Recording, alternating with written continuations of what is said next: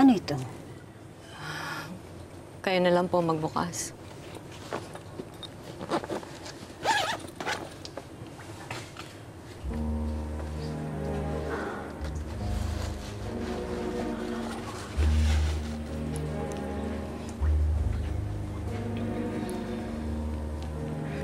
Paano napunta ito sa'yo? Ako nga ho, nagulat nung mabasa ko sa dyaryo na dahil lang sa damit at sa sapatos na paniwala na kayo. Bakit hindi niyo hinanap yung kwintas na binigay ninyo kay Antonina?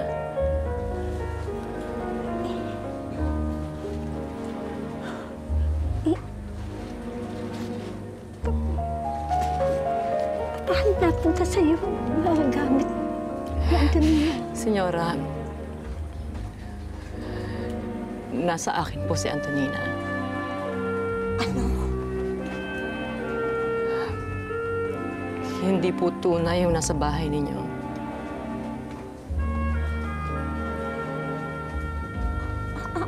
Anong ibig mo sabihin?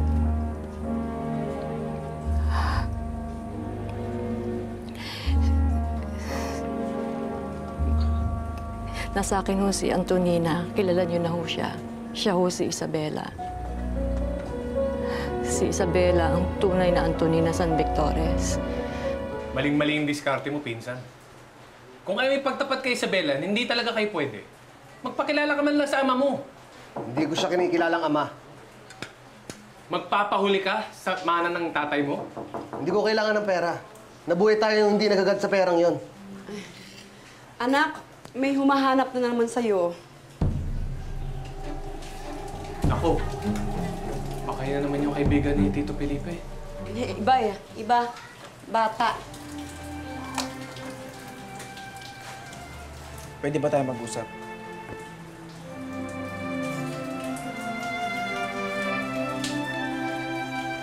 Si Isabela. Bakit siya naging Isabela? Ang ibig mo bang sabihin itong Isabelang ito, ang tunay na Antonina San Victores, yung apo ko? Siya ho ang anak ni Amoroso. Kung totoo lahat ang sinasabi mo sa akin, bakit ngayon mo lang man sinabi? Siguro pera ko lang ang kailangan mo. Wala ho akong pakialam sa pera ninyo. Yan nga pong perang yan ang dahilan kung bakit ko tinago si Isabela. At alam ko rin ho, yan din ang dahilan kung bakit habang buhay, nasa panganib ang buhay niya. Kaya lang ngayon talagang wala na ho akong magawa Hinahabol na si Isabela ng kanyang tadhana. Alam mo, naguguluhan ako. Hindi ko na maintindihan. Hindi ko na maintindihan. Paano mo ko maniniwala na lahat ng sinasabi mo sa akin katotohanan? Hindi ko kayo pipilitin kung ayaw ninyo. Pero sa maniwala kahit sa hindi, ako ho nagsasabi ng totoo. Hindi ho ako pwede magsinungaling sa harapan ng puntod ng mga magulang ko.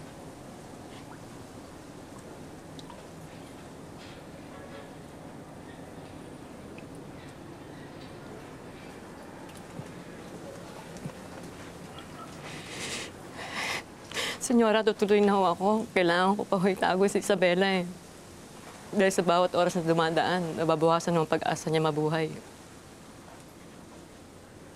Mag-iingat ho kayo. Lunggaan na ho ng mga ahas ang tinitira ninyo. Anumang oras pwede kayo matuklaw. Sige po.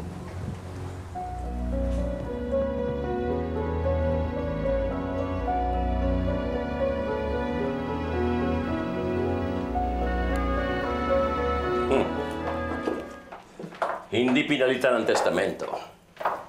Tayo pa bang iisahan? So, kung ganun, tuloy na ang plano? Paano yan? Pagdududahan na tayo ng lola. Nagdududa. Oo. Sino ang pinagdudahan? Ako? Si Leticia? Ikaw? O si Violeta? Nagdududa lang siya, pero hindi niya alam kung kanino. Kung sa bagay. Kaya ikaw, Leticia, dramahan mo lang si Dolores. Kakagat yun. Ikaw rin, Antonina. Mas kilala ko sa inyong dalawa si Dolores. Kunwari, matigas ang kalooban. Pero napakalambot ng puso. Kaya naloloko. Tungkol saan? Tungkol kay Isabela. Wala na tayong dapat pag-usapan. Meron.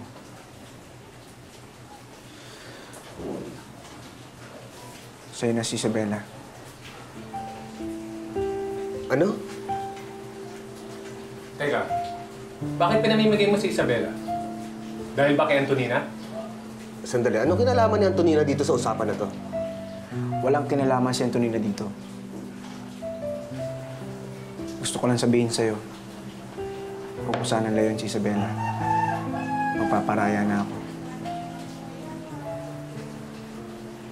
Hindi kami pwede ni Isabela. Kami rin. Teka muna. Ano ba kayong dalawa? Dati-dati pinag-aawayan niyo si Isabela. Halos magpatayan nga kayong dalawa eh. Tapos ngayon pinamimigay niyo? Mga utak niyo. Aalis na nga.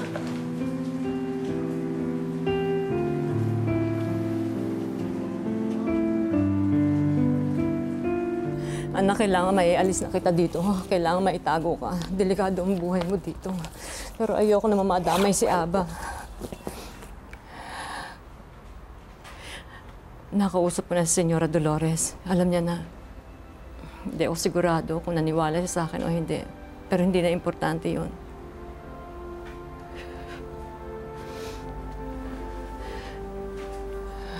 Anak, lumabas na ang sikreto mo. Ibig sabihin nun, anino mo na naman ang kamatayan. At hindi ito titigil hanggat hindi ka patay at nababaon sa lupa.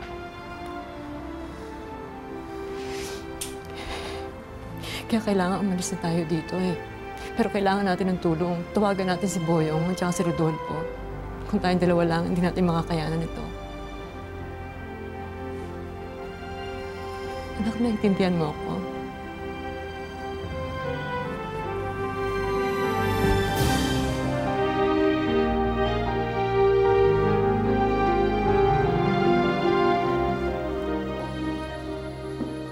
Dolores? Oh, bakit ka namumutla? Kumusta ang lakad mo? Oh.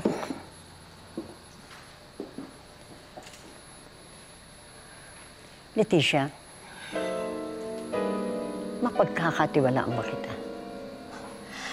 Dolores naman, para tayong isang tugo na isa lang ang pinagdadaan ng ugat. Alam mo, Dolores, binigay ko sa'yo halos ang buhay ko. Bata pa tayo, lahat ng sikreto mo sinabi mo sa akin. Ako ang pinakamatalik mong kaibigan. Ako ang kakampi mo. Madalas na isugal ko ang buhay ko para mailigtas ka lamang. Alam ko yun.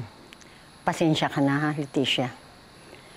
Kasi para bang napakahirap na magtiwala eh.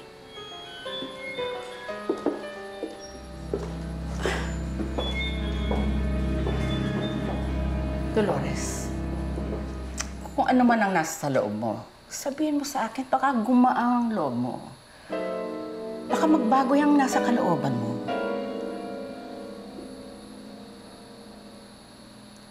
Leticia, yung Antonina na nasa sa loob nitong mansion na ito ay isang impostor. Sino nagsabi sa'yo? Yan si Elsa, na anak ng amin dating labandera. Nakipagkita siya sa akin kanina. At sinabi niya sa akin, ang tunay na Antonina nasa kanya. Tunay na Antonina. Sinong tunay na Antonina? Mabuti pa, Leticia, tawagan mo agad yung aking mga abogado. Kinakailangan mahabol ko kagad yung testamento. Pero sabihin sa kanila, huwag silang pupunta rito sa mansion dahil delikado. I have to meet them somewhere else. Okay? At in the meantime naman, ako'y kukuha lang ng mga ilang gamit ko.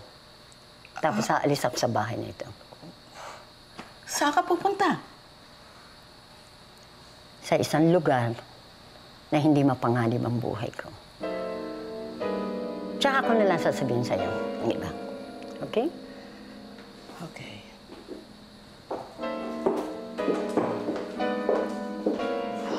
Wow. Nalinti ka nito. Kailangan gawan nito ng paraan.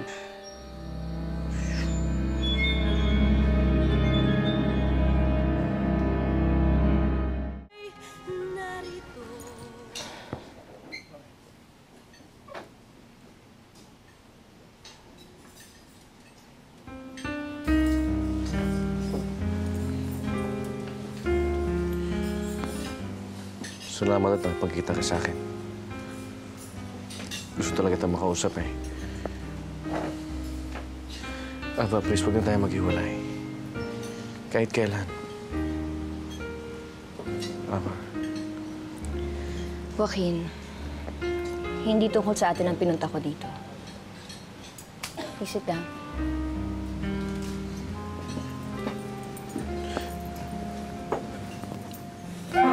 Pero sabi ni Red, aalis na daw kayo. I changed my plans. Dahil alam ko na kung sino nagpa-rape sa akin. Ava, look. Wala talaga akong kinalaman sa pagkaka-rape ko. Bakit ko naman gagawin yun? Alam ko, Joaquin. Hindi ikaw. Si Violeta. Ang asawa mo. Ang kapatid ko. Siya ang bumaboy sa akin.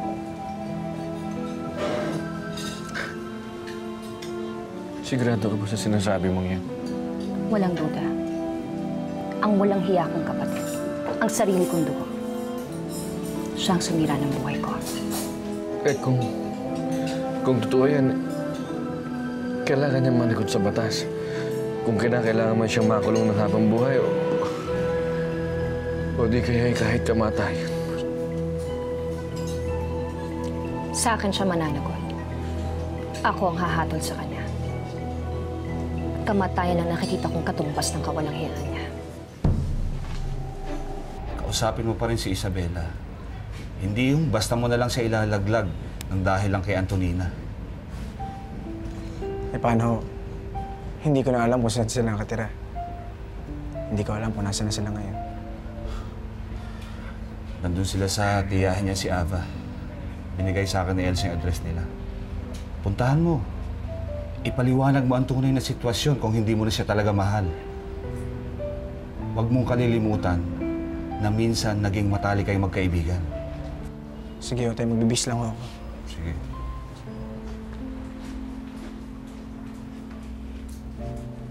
Okay din ang tinuturo mo sa anak natin. Nahihimas-masa na yung tao, ginugulo mo pa. Mel, delikadesa ang itinuturo ko sa anak natin. Isang bagay na nawala na yata sa bokabularyo mo. Bibilin lang ako sa labas.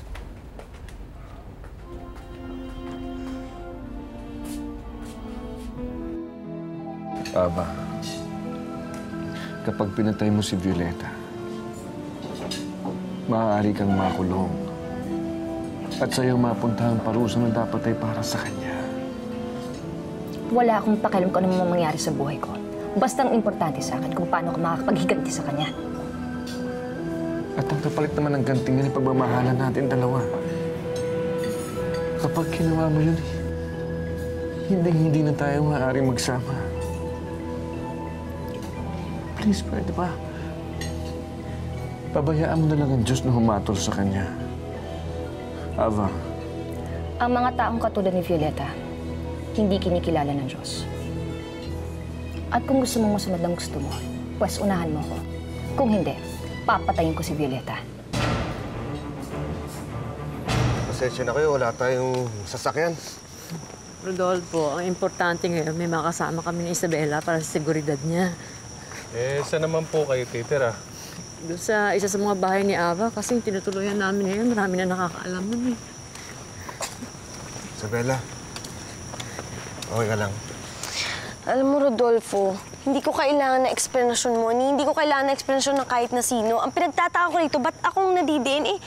Wala naman akong kinalaman. Anak na. Ikaw, ano na lang nangyayari sa atin, eh. Tara na. Ano ba ito?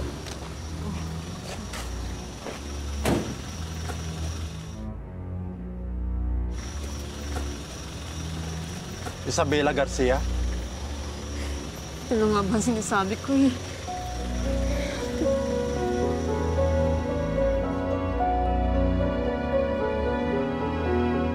Huwag kayong matakot. Mga kaibigan po kami.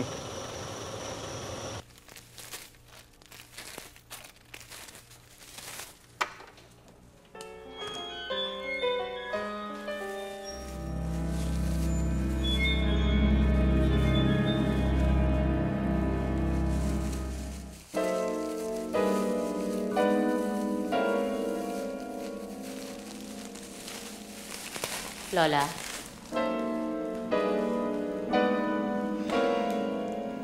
Aalis ka daw. Saan ka pupunta? Hindi mo ba ako sasama?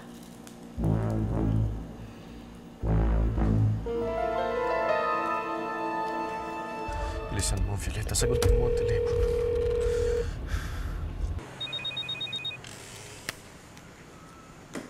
Joaquin? Napatawag ka. Nasaan ka? Milagro. May pakialam ka pa pala sa akin. Violeta, hindi ako nakikipaglokohan sa'yo. Nasaan ka? Andito, sa paborito nating restaurant, kumakain. Naisipan ko nga, pupunta muna ako sa resort natin eh. Medyo magpapahinga na muna ako, magpapalamig ako. Masyado nang mainit ang mga tao dito sa akin. Para bang lahat na lang nang nangyayari sa akin binibintang, kasalanan ko. Hindi lang kasalanan ng ginawa mo, Violeta. Huwag kang aalis dyan. Hintay mo ako at huwag kang aalis dyan.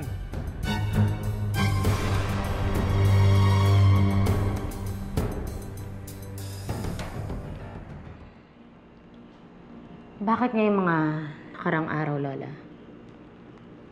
Parang ang lamig niyo sa akin.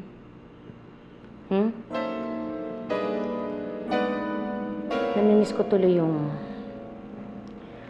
pagre-regalo niyo tsaka yung paglalambing.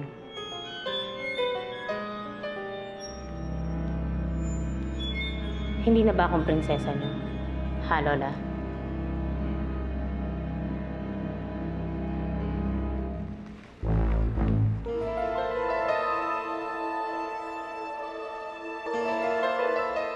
Elsa, Isabela, takbo! Dali! Kayo.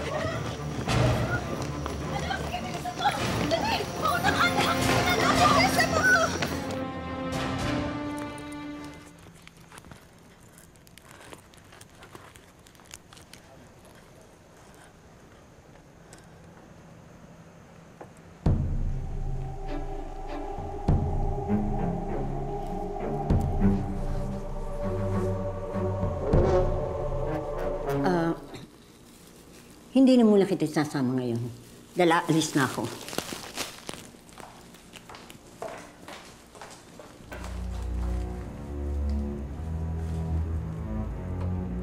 Bakit parang takot na takot ka, Dolores? Ano ba nangyayari sa'yo? Kung ano man ang problema mo, huwag kang mag-alala. Andito naman kami ni Antonina. Ba't ka ba natatakot, Lola? Hindi mo ba alam kami ang tunay na nagmamahal sa'yo?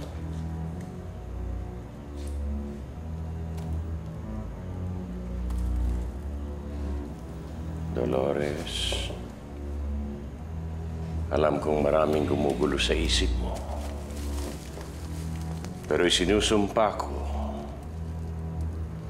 sa libingan ng aking kapatid na iyong asawa, si Antonio, na kami ni Antonina maging tagapagtanggol mo. Hindi ko hahayaan, Lola, na merong manakit sa inyo. Kami lang ang dapat mong pagkatiwalaan. Kami ang sugo ng langit para maging anghel de la guardia mo. Diba nung dumating ako dito, Lola, naging okay ng lahat? Diba? At ngayong narito na kami, sinisiguro namin sa iyo na matatahimik ka na.